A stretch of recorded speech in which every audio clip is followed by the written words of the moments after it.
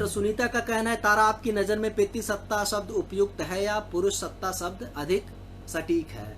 पुरुष सत्ता इसलिए नहीं कहता क्योंकि पुरुष सत्ता कहेंगे तो लगेगा कि इंडिविजुअली हम पुरुषों पर टारगेट कर रहे हैं। पितृसत्ता का मतलब ये होता है कि ये एक ऐसा सिस्टम जो चीज़ों का ट्रांसफ़र, संपत्ति का ट्रांसफ़र बेटों को ही होता चला जाता है, चाहे पैतृक संपत्ति हो या फिर अधिकार हो, फैमिली में कोई भी राइट हो। तो मेरे हिसाब से पितृसत्ता ज़्यादा उपयुक्त शब्द है, इस पर डिबेट किया जा सकता है।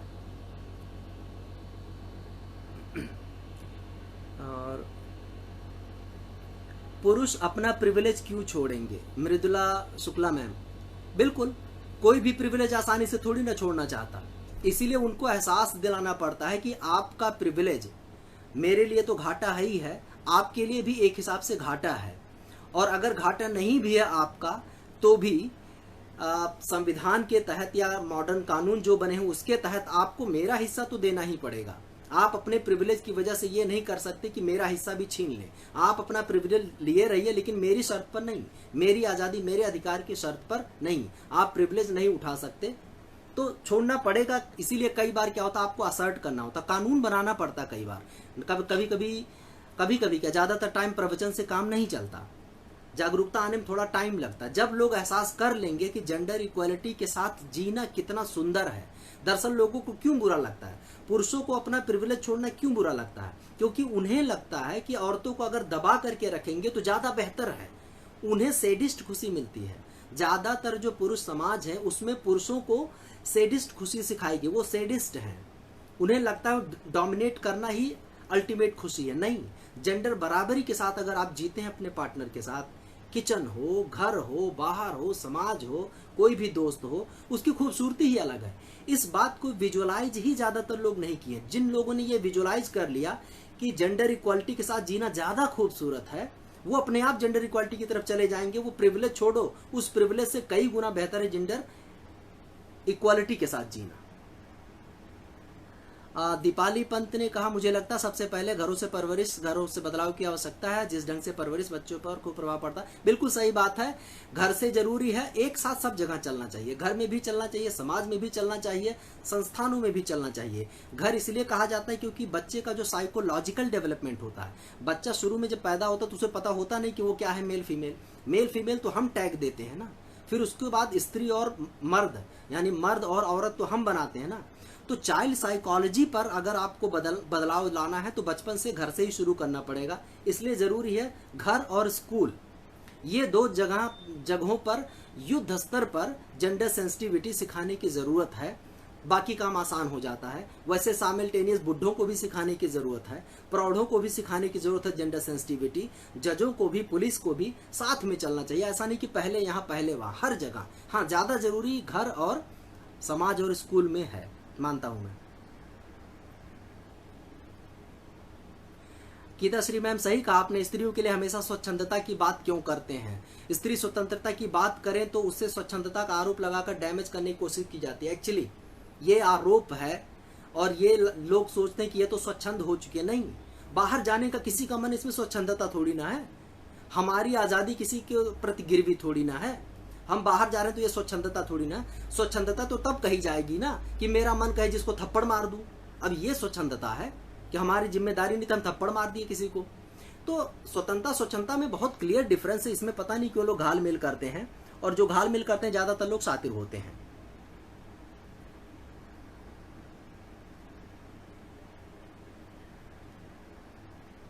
बिल्कुल मृदुला मैम, सही कहा आपने। घाटा क्या है यह भी समझाना पड़ेगा उन्हें। घाटा अब मैं बता ही देता हूं 2 मिनट में कि घाटा क्या है। पुरुष होने का घाटा, पितृसत्ता का घाटा पुरुष क्या क्या उठाते हैं।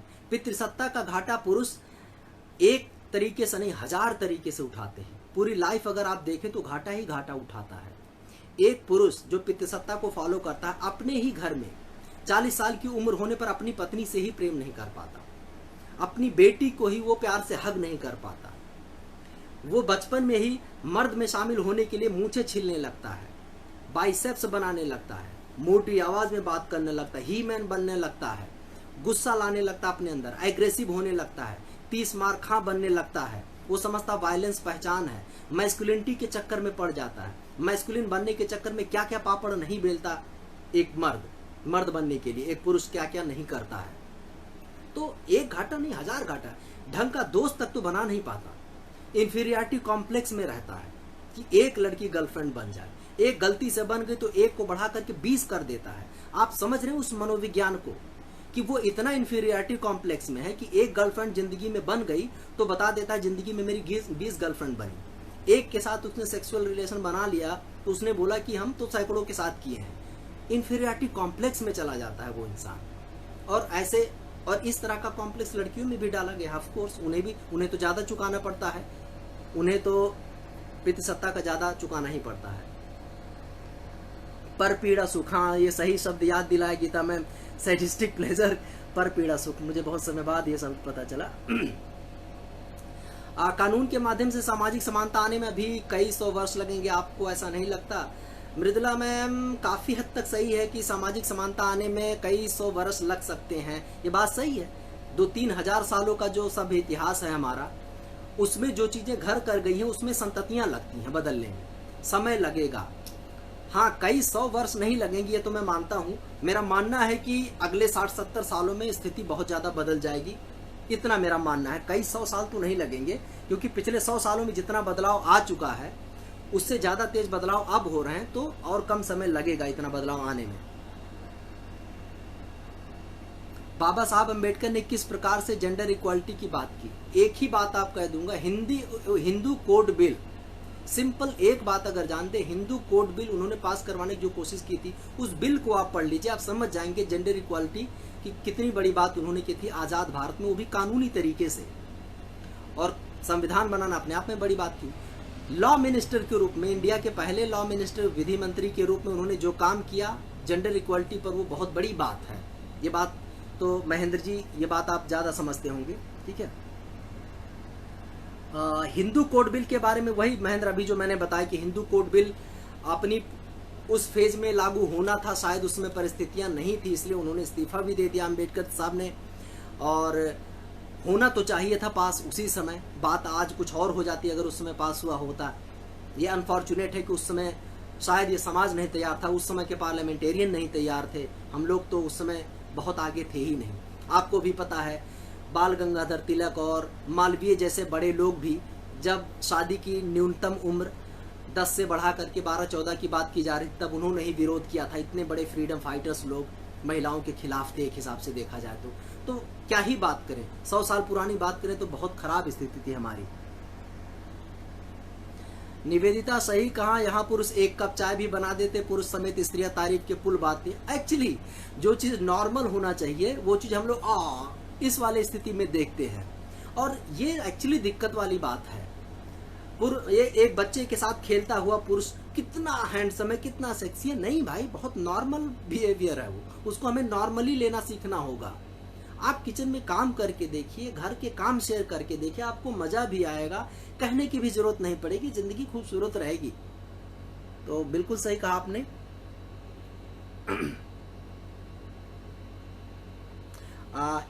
एक जरूरी सवाल यहाँ पर छूट रहा था।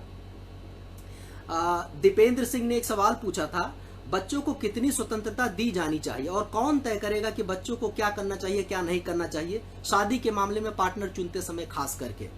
तो बच्चों को कितनी स्वतंत्रता दी जानी चाहिए, एक में बहुत सिंपल आंसर है कि बच्चे जब तक बच्चे हैं, जब तक उनका psychological development, child psychology develop हो रही है, तब तक आपको बच्चों पर सलाह मशवरा करके एक दिशा में गाइड करना है। लेकिन इससे ज्यादा जरूरी यह है कि पहले आप तो सुधर जाओ, आप चाइल्ड साइकोलॉजी पढ़ो, आप जेंडर सेंसिटिव हो जाओ, अदरवाइज आप खुद को ही सही मानते चले हो। सारे माँ बाप तो यही सही मानते चले हैं ना कि कास्टिज्म सही है, तभी तो आज भी 90% 95% शादियां अपनी जाति में होती हैं। तो जरूरी नहीं माँ बाप बच्चे के लिए सही सोचें, तो पहले माँ बाप को भी सुधरना होगा। इतना आसान नहीं है ये काम जितना लगता है, और बच्चे के ऊपर ज्यादा तो आप थोप नहीं सकते हो।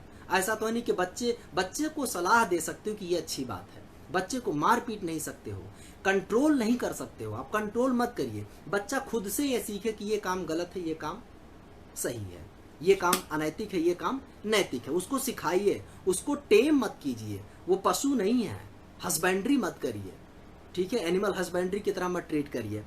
और कौन तय करेगा बच्चों को क्या करना चाहिए क्या नहीं करना चाहिए? ऑफ कोर्स जब तक वो बच्चा है तब तक आप अच्छे से बताइए क्या करना चाहिए क्या नहीं करना चाहिए, और आप भी सुधरिए समय के साथ साथ, बच्चों के साथ साथ उनके सारे सवालों के जवाब वहीं दीजिए। आप बच्चों से जैसा चाहते हो वैसा बन के दिखाइए। बच्चा देख करके ज़्यादा सीखता है, साइकोलॉजी देख करके ज़्यादा सीखी जाती है, ठीक है, वो करके आप दिखाइए। और क्या करना चाहिए ये आप बता दीजिए। हाँ, अगर वो गलत भी करता तो उसके साथ खड़े रहिए कि आपने गलत किया, ताकि वो सुधार सके। आप उसके अगेंस्ट मत खड़े होइए। और शादी के मामले में पार्टनर चुनते समय तो भाई साहब मैं कहता हूँ इसमें तो बड़ों का रोल ही नहीं है। अगर साथ देते हैं तो अच्छी बात है, नहीं साथ देते हैं तो पार्टनर चुनना तो सिर्फ उस इंसान का हक है जो पार्टनर चुन रहा है। दूसरे सिर्फ सलाह दे सकते हैं, ऑर्डर नहीं, सिर्फ सलाह। तो पार्टनर चुनने की जहां तक बात है वो सिर्फ व्यक्तिगत अधिकार होना चाहिए, महिला हो या पुरुष हो, दोनों ही तय करेंगे हम किसको चुने। पुरुष को भी चुन सकता, महिला को भी चुन सकती है, ये उसका अधिकार है। ये माता पिता का काम नहीं है। वो ज़्यादा से ज़्यादा सलाह दे सकते हैं कि देखो बेटा इतना अनुभव है, क्योंकि उनके अनुभव गलत भी हो सकते हैं, सही भी हो सकते हैं। तो ये अधिकार मैं माता पिता को नहीं देता कि पार्टनर आप चुनिए। लेकिन हमारी त्रासदी यही है हमारे समय की कि आज भी 90% से ज़्यादा शादियाँ अरेंज होती हैं और अपनी जाति में होती हैं, तो बड़ा घालमेल है। और एक और सवाल है,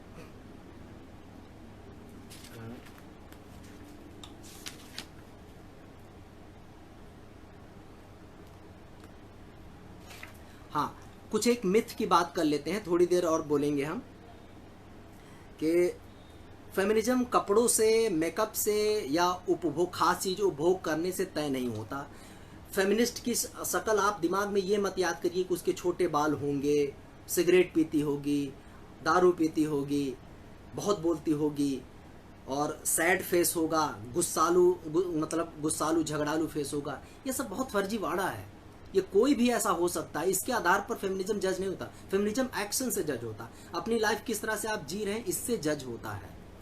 सिगरेट पीना, दारू पीना, ये पर्सनल चॉइस का मसला है। जो फेमिनिस्ट नहीं है वो भी पी सकता है, जो है वो भी पी सकता है, वो उसकी जिम्मेदारी है। हेल्थ के लिए खराब है नहीं खराब है उसको तय करने दीजिए, ठीक है। और स्त्री पुरुष किसी गाड़ी के दो पहिए वहिए नहीं है, इस वाले फर्जीवाड़े से थोड़ा बाहर निकले। ऐसी कोई गाड़ी नहीं है जिसके दो पहिए, एक स्त्री है एक पुरुष है। दो पुरुष भी एक पहिए के दो गाड़ी हो सकते हैं, ठीक है। और जरूरी नहीं कि गाड़ी बने ही, आप अकेले भी लाइफ जी सकते हैं। ऐसा कुछ नहीं है कि आप तभी कंप्लीट कहलाएंगे जब आपकी शादी हो चुकी हो, नहीं, बिना शादी के भी लोग कंप्लीट होते हैं। स्त्री पुरुष एक दूसरे के संपूरक नेसेसरली नहीं है, अनिवार्य रूप से एक दूसरे के पूरक नहीं है। साथ में है तो अच्छी बात है, पुरुष भी साथ में तो भी अच्छी बात है, स्त्री भी साथ में तो भी अच्छी बात हो सकती है। लेकिन ये कहना कि संपूरक है, ये थोड़ा ज्यादती हो जाएगी। संपूरक कोई नहीं होता, जो पैदा हुआ वो अपने आप में कंप्लीट है। वो बच्चा आगे पैदा करेगा, संतति बढ़ाएगा कि नहीं ये उसका चॉइस है, नहीं बढ़ाएगा कोई बात नहीं। तमाम पेड़ आपने देखे होंगे वो अपनी संतति नहीं बढ़ाते, उसमें फल ही नहीं आता, तो क्या आप पेड़ को इग्नोर कर दोगे? नहीं ना, उसकी इंडिविजुअलिटी है, ठीक है। बच्चा पैदा करने के लिए इंसान का जन्म नहीं हुआ है, वो एक काम है, हो सकता है समाज की दृष्टि से पैदा करे ना करे उनकी चॉइस। और हाँ, फेमिनिस्ट घर तोड़ू नहीं होती, एक बड़ा वो है कि घर तोड़ देती है महिलाएं, नहीं, वो घर टूटते हैं जिनकी बुनियाद कमजोर होती है। और बुनियाद कमजोर कब होती है? जब आप महिलाओं को दबा करके रखेंगे तब बुनियाद कमजोर होती है। और ऐसे घर का टूट जाना बेहतर है, और उसे महिलाएं नहीं तोड़ती, उसे आपकी इनइक्वालिटी वाली नींव तोड़ती है, ठीक है। क्योंकि वो सवाल खड़ा करती है, वो संपत्ति में हिस्सा मांग ली तो आप कह रहे हो घर टूट गया। भाई उनका अधिकार है, कानूनन भी नैतिक रूप से भी। उन्होंने कहा कि हम डोमेस्टिक वायलेंस नहीं सहेंगे, आपने डिवोर्स दे दिया, आपने कह दिया घर टूट गया। भाई साहब इसके लिए आप दोषी हैं, महिला नहीं दोषी है। इस तरह के हजार एग्जाम्पल आप दे सकता हूं मैं कि अगर भारत में ही सारी महिलाओं को इतनी छूट मिल जाए कि डिवोर्स लेने के बाद उनका कुछ बिगड़ेगा नहीं, तो आज की डेट में 50% घर टूट जाएंगे, डिवोर्स हो जाएगा। आप जानते हैं डोमेस्टिक वायलेंस का लेवल 35% से ज्यादा महिलाएं अपने लाइफ टाइम में पिटती हैं अपने पार्टनर से। ये बात आपको पता है घरेलू हिंसा का लेवल कितना है? ये बात आपको पता है कि 31% महिलाएं, NFHS 4 का डेटा कहता है 31% महिलाएं सेक्सुअली अब्यूज होती हैं अपने ही पार्टनर द्वारा। मैरिटल रेप आज भी रिकॉग्नाइज नहीं है। अगर ये सारी चीजें महिलाओं को फ्री हैंड दे दिया जाए कि डिवोर्स के बाद आपको बच्चा पालने का झंझट या नौकरी करने की कोई झंझट नहीं होगा, कोई बुरी नज़र से नहीं देखेगा, कलंक नहीं लगाएगा, धब्बा नहीं लगाएगा, बुरी नज़र से नहीं देखेगा, तो 50% घर अभी टूट जाए। तो भाई साहब, घर टूटना हर बार बुरा नहीं होता। नया घर बनेगा, अच्छे संबंधों पर बनेगा, ज़्यादा बेहतर बनेगा। और फेमिनिस्ट लड़कियां भी या पुरुष भी उतने ही रोमांटिक होते हैं जितना कोई दूसरा इंसान, बल्कि ज़्यादा होते हैं रोमांटिक, क्योंकि उनका संबंध बराबरी पर है। वो ज़्यादा लविंग और ज़्यादा केयरिंग होते हैं, क्योंकि वो बड़े परिप्रेक्ष्य में चीज़ों को देखते हैं। वो नेचर हो, बच्चा हो, जानवर हो, इंसान हो, सबको उस नज़र से देखते हैं, तो उनके मन में ज़्यादा प्यार है। हाँ, उनको गुस्सा कुछ चीज़ों पर आता है, आना भी चाहिए। किसी के प्रति अत्याचार हो तो गुस्सा क्यों नहीं आएगा? पड़ोस में भाभी पीट रही है, हमें गुस्सा क्यों नहीं आना चाहिए? अगर मैं फेमिनिस्ट हूँ और आपको गुस्सा नहीं आता तो आप में प्रॉब्लम है। हर बार शांत रहना, गुस्सा नहीं आना अच्छी बात नहीं होती है। तो अगर आपको गुस्सा आ रहा है किसी गलत चीज होते हुए देखते हुए, तो गुस्सा जायज है, वो गुस्सा मानना चाहिए। उस गुस्से में अच्छी बात है। गांधी जी का गुस्सा देश को आजाद करवाने में मदद किया, गुस्सा पालना सीखिए, गलत चीजों पर गुस्सा करिए। तो इसमें इतना रॉकेट साइंस तो है नहीं। एक और चीज है, फेमिनिज्म की लिमिटेशन किसी ने पूछी थी। ऑफ कोर्स लिमिटेशन है। फेमिनिज्म ने कब यह दावा किया कि मैं ही रामबाण औषधि हूं, हर समस्या का हल मेरे पास है? नहीं, वो ऐसा नहीं कहती। वो ये कहती है कि हाँ, जेंडर के आधार पर, सेक्स के आधार पर तमाम डिस्क्रिमिनेशन होता है, उसका खात्मा कर दो तो आधे ज्यादा समस्याएं हल हो सकती हैं। बात सही भी है, लेकिन उसने कभी यह दावा नहीं किया फेमिनिज्म ने कि दुनिया की सारी समस्याओं का हल हमारे पास है। नहीं, कोई भी इज्म दावा ये नहीं करता, तो फेमिनिज्म भी दावा नहीं करता, उसकी भी लिमिटेशन है। इसीलिए सोशलिज्म आया, कम्युनिज्म आया, कुछ और तरह के इज्म आए, सब अपने अपने तरीके से दावे करते हैं, ठीक है। लेकिन कोई ये नहीं कहता हम कंप्लीटली किसी भी चीज के लिए सोल्यूशन है या समाधान है। और हाँ, हर पढ़ी लिखी महिला फेमिनिस्ट नहीं होती। 2012 के केस है, शीना बोरा मर्डर केस में उसकी मां इंद्राणी मुखर्जी को गाली दी गई, और उससे ज्यादा गालियां पड़ी फेमिनिस्टों को, प्रोग्रेसिव महिलाओं को, पढ़ी लिखी महिलाओं को। जानते हैं क्यों? क्योंकि ज्यादातर आम इंसान हर पढ़ी लिखी महिला को फेमिनिस्ट मान लेता है और उनके किए गए कुकृत्य को, अपराध को जोड़ देता है कि ये फेमिनिज्म का साइड इफेक्ट है। भाई साहब, कब शीना बोरा की मां इंद्राणी मुखर्जी ने फेमिनिस्ट होने का दावा किया?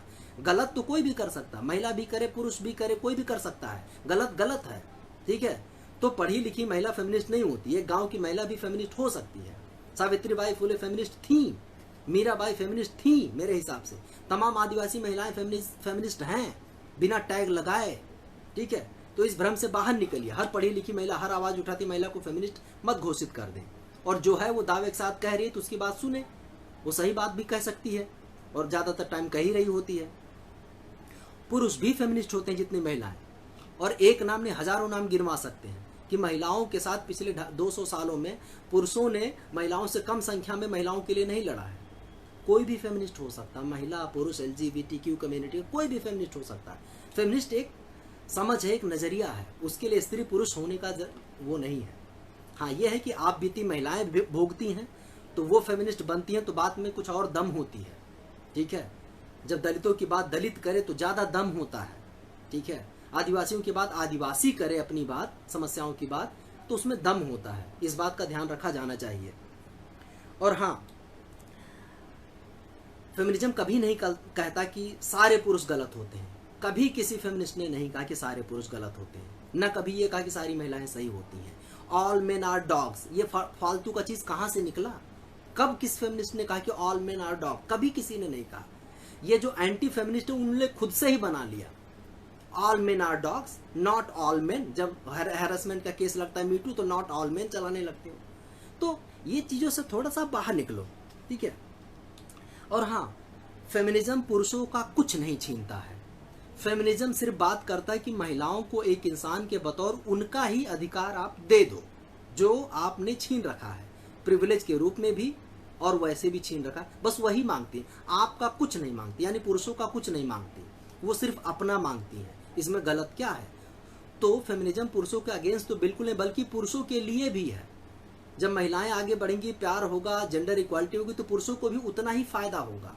तो ये पुरुषों के लिए भी, अगेंस्ट छोड़ो, पुरुषों के लिए भी फायदेमंद चीज है, ठीक है। बाकी चीज तो सारी चीजें होती हैं अनुपात की बात, ठीक है।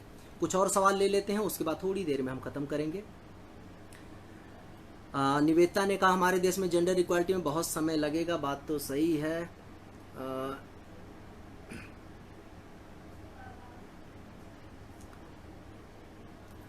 स्त्री के संदर्भ में 21वीं सदी के आखिरी दशक को कैसे दर्ज करेंगे, डॉक्टर सुनीता ने सवाल पूछा है। काफ़ी इंपॉर्टेंट सवाल है। एक्चुअली 21वीं सदी के आखिरी दशक में ही तीसरे वेव का फेमिनिज्म चला था, जहां पर फेमिनिज्म्स उभरा था, जहां पर कास्ट भी शामिल हुआ था फेमिनिज्म के डिबेट में, जहां पर आदिवासी शामिल होते, जहां LGBTQ शामिल होता, जहां सेक्सुअलिटी पर बात होने लगी थी, जहां पर जेंडर वायलेंस पर बात होने लगी थी। ये वही दशक है 93 में, जब UNO ने ये बात रिकॉग्नाइज किया कि महिलाओं के प्रति अपराध किसी भी दिशा में पूरी तरह खत्म होने चाहिए। तो ऑफकोर्स 21वीं सदी एक्चुअली ग्लोबलाइजेशन का सबसे रैपिड पीरियड माना जाता है, शुरुआत मानी जाती है। पूरी दुनिया ग्लोबलाइजेशन बहुत तेज बढ़ा, तो आखिरी दशक काफ़ी कुछ चेंज लाया। तो और अभी बाकी तब से लगातार तेज होता चला जा रहा है। बदलाव बहुत सतह पर है, क्या यह सच नहीं है?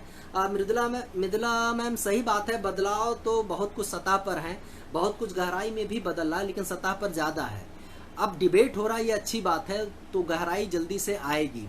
और लगातार बदलाव हो रहा है, जैसे निर्भया गैंग रेप केस में हम लोग सड़कों पर थे तो रेप लॉ में बदलाव हुआ। जैसा चाहते थे वैसा नहीं हुआ, लेकिन बदलाव होना अपने आप में सुखद है। तो पढ़ी लिखी महिलाएं भी बदलने को तैयार नहीं, निवेदिता ने कहा कई बार बहुत खीज होती है। ये बात सही है, पढ़ाई लिखाई का समझदारी के साथ कोई सीधा रिश्ता नहीं है, लीनियर रिलेशनशिप नहीं है। पढ़ाई लिखाई अगर किसी पर्पज को लेके नहीं है, जेंडर सेंसिटिव नहीं है, तो आप पढ़े लिखे होकर के भी हाईली पेट्रियार्कल और हाईली मिसोजिनिस्टिक हो सकते हैं। ये बात एकदम सही है। सुंदरता के प्रतीक क्या हो सकते हैं? क्या नाक कान छिदवाना गुदवाना और महंगे आभूषण पहनना सुंदरता का प्रतीक है? महन सुंदरता के प्रतीक समय के साथ बदलते रहे। नाइजीरिया में एक ट्राइब है जहां पर महिलाएं पुरुष सज धज के शो करते हैं, उसमें महिलाएं जज करती हैं कौन ज्यादा सुंदर है। तो सुंदरता का पैमाना बदलता रहा है, और इनफैक्ट आपको किसी पहनावे से सुंदर माना जाए ये बेकार है। सुंदरता वो चीज है जो आपको अच्छी लगे, लेकिन उसमें वैल्यू एडिशन आप अगर पॉजिटिव सेंस में करते हैं तो कुछ हद तक ठीक है, नेगेटिव करते हैं तो बुरा है। जैसे इनको सुंदर माने और इनको असुंदर माने, ये प्रॉब्लम, ये डिस्क्रिमिनेशन है। आप किसी को सुंदर मान सकते हैं, लेकिन जरूरी नहीं उसके लिए किसी को असुंदर माना जाए। तो सुंदरता, इस पर अलग से अगर आपको किताब पढ़नी है तो द ब्यूटी मिथ पढ़िए, नाओमी वुल्फ की, ठीक है, द ब्यूटी मिथ। तो ये पूरा ब्यूटी मिथ पर ही है, उसमें अभी डिटेल में जाने का समय नहीं तो मैं तो आपको डिटेल में बताता।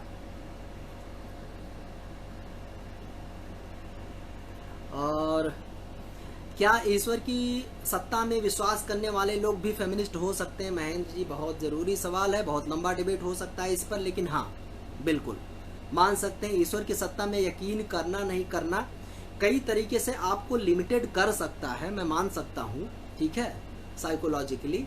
लेकिन ईश्वर की सत्ता में यकीन करने वाले भी बाकायदा फेमिनिस्ट हो सकते हैं, और ज़्यादातर फेमिनिस्ट मतलब थीस्ट रहे हैं, वो नास्तिक नहीं आस्तिक रहे हैं, तो इसमें ऐसी कोई बात नहीं है।